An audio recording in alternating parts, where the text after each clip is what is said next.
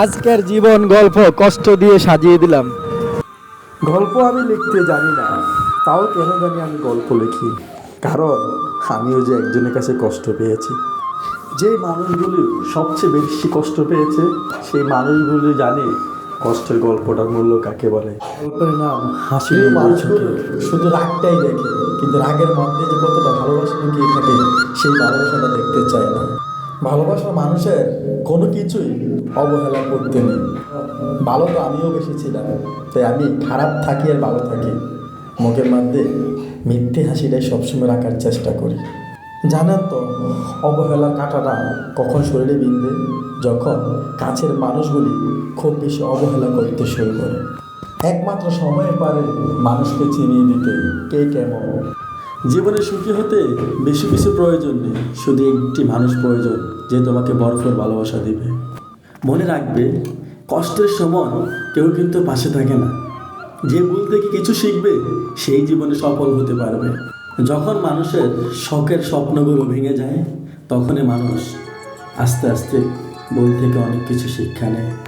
মনে রাখবে, স্বার্থপর মানুষগুলি অনেক বিচক্ষণ হয় আর দেখতে মানুষের মতনই হয়, তাই মানুষ চিনতে ভুল করলে তাতে দোষের কিছু নেই।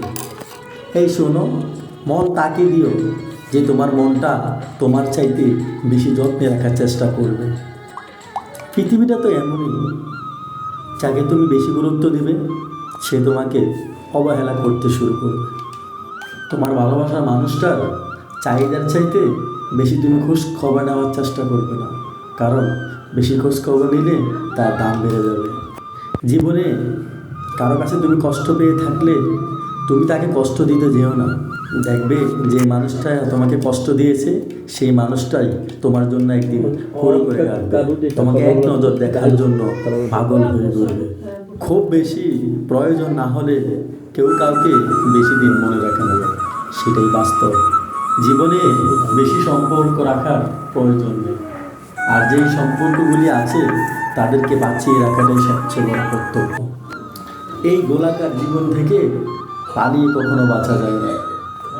জীবনে সমস্যা থাকবে, এক হয় নিজে সমস্যা সমাধান করো, না হলে সময়ের হাতে সমস্যাগুলিকে ছেড়ে দাও, নিজেকে মুক্ত মনে করো। জীবনে একটু হাসতে শিখো, কারণ কাঁদাতে অনেকেই তোমাকে কাঁদানোর রাস্তাটা দেখিয়ে দেবে, তোমাকে কষ্ট দিয়ে কাঁদাবে। প্রিয় মানুষগুলোকে মিথ্যে বলে হাসানোর চাইতে কাঁদানোটা অনেক ভালো। যদি মানুষগুলোর তুমি সবসময় বিচার করতে যাও তাহলে কখনো ভালোবাসার সময়টাই পাবে না। একটি অমূল্য রত্ন কখনো ভুলে যাবে না, যে তোমাকে সফল করার জন্য জীবনে সব কিছু হারিয়েছেন তিনি তোমার বাবা। যে তোমার কষ্টের দিনগুলোতে তোমার পাশে ছিলেন সেই তোমার মা।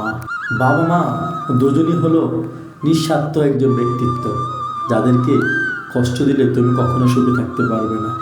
মনে রাখবে, কোনো কিছুই ইম্পসিবল নয়, কারণ ইম্পসিবল বলে আই এম পসিবল। ভদ্র আচরণ করতে শিক্ষা লাগে, আর অভদ্র আচরণ করতে নিজের খারাপটাই যথেষ্ট। ইচ্ছে করলে আমি আমাকে নিয়ে যারা খারাপ কিছু করে আমি তাদের প্রত্যেকটা কথার জবাব দিতে পারি, কিন্তু কেন দেই না জানো? কারণ সেই সব মানসিক ভারসাম্যহীন মানুষের সাথে কথা বলার সময় আমার নেই। মনে রাখবে, বোকা মানুষগুলো হয়তো অন্য কাউকে বিরক্ত করতে যাবে, কিন্তু সেটাই তো সত্য, কখনো কাউকে ঠকাতে যাবে না। সময় বেশি লাগলেও ধৈর্য সহকারে তুমি কাজ করো, অবশ্যই তুমি সাফল্য পাবে। প্রয়োজনে তুমি ধীর গতিতে অগ্রসর হও, তবে এই ভুলটা কখনোই করবে না, পিছন ফিরে তাকাবে না।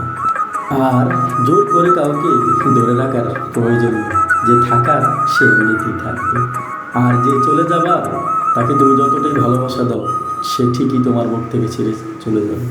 মনে রাখবে, জীবনকে কেঁদে বাঁচিয়ে দেওয়ার চাইতে হেসে উড়িয়ে দেওয়াটা অনেক ভালো। অপেক্ষা হলো শুদ্ধ এবং সুন্দর একটি ভালোবাসার চিহ্ন, কিন্তু সবাই ভালোবাসিটা বলতে পারে, কিন্তু ভালোবাসার জন্য অপেক্ষা করে ভালোবাসা প্রমাণ দিতে সবাই পারে না। মনে রাখবে, শিখতে হয় মাথাটা একটু নিচু করে, আর বাঁচতে হয় মাথাটা উঁচু করে। কাউকে অন্ধের মতো বিশ্বাস করলে সে তোমাকে অন্ধ ভেবে ঠকিয়ে চলে যাবে। শত কষ্ট পেলেও এটাই বাস্তব। পিছন ফিরে কখনো তাকিও না, কারণ যা পাওনি সে তোমার ছিল না। সামনে কি আছে তা ভালোবেসে গ্রহণ করো। দেখবে না পাওয়া বলি তোমার জীবনের ছোঁয়াটাই বলিয়ে দেবে তোমাকে। আমি জানি আমি খারাপ, তাই তো সবার চাইতে নিজেকে দূরে রাখার চেষ্টা করি। ব্যর্থ হওয়ার অনেক উপায় আছে, কিন্তু অনুরোধ করছে যে আমার গল্পগুলো যদি হৃদয়ে দাগ কেটে যায় মনে শেয়ার করে রাখবে দেবে। রাগ আর জ্বর দুটো কিন্তু একটাই জিনিস।